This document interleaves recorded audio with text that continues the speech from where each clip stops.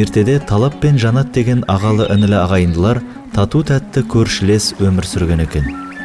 Алайда бір күні ағасы Талап інісі Жанаттың өтінішін орындамай қалып, араларында салқындық пайда болады.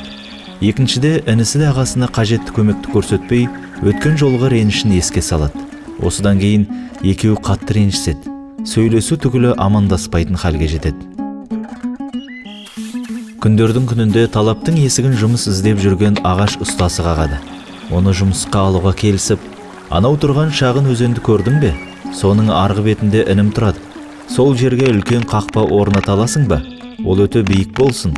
Оның үйінде түрінде көргім келмейді дейді Талап. Ұста: «Иә, жасауға болады. Сонда неге ініңізді көргіңіз келмейді?» деп сұрады. Ағасы не себепті ұрысқандарында есіне түсіре алмады. Реніші тереңдеп кеткен екен. Аз ғана ойланған ұста: «Рұқсат етсең таңға дейін жұмыс істейін, ертең басқа шаруаларым бар» деді. Қожайын келісім берді. Алайда түні бойы мазасызданып ұйықтай алмады. Оның үстіне сырттан ұста құралдарының тарс-тұрс дыбыстары естіле берді. Ақыры таң атып, қожайын сыртқа шығып, қақпаға тапсырыс берген тұсқа мойын бұрды. Қараса ешқандай қақпа жоқ. Керісінше өзеннің арғы бетіне өтетін көпір қойылыпты. «Сорың құрсын, мынау не сұмдық?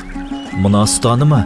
Мен оған әлгілерді көзіме көрсетпейтін қақпа салуды тапсырдым ғой» деп ашуға буылға бергенде таныс бейне ұшырасты. Кілт тоқтады. Анықтап қараса, көпірдің үстінде інісі Жанат тұр екен. Ол қолын бұлғап: «Қымбатты бауырым менің, жан бауырым, сені сондай сағындым. Сен менің ең жақынымсың ғой. Өзім бірінші қадам жасауға тәуекел ете алмай жүр едім. Алайда сен соны жасадың. Әрине, өйткені сен үлкен әрі ақылсың ғой» деп ағынан жарылды.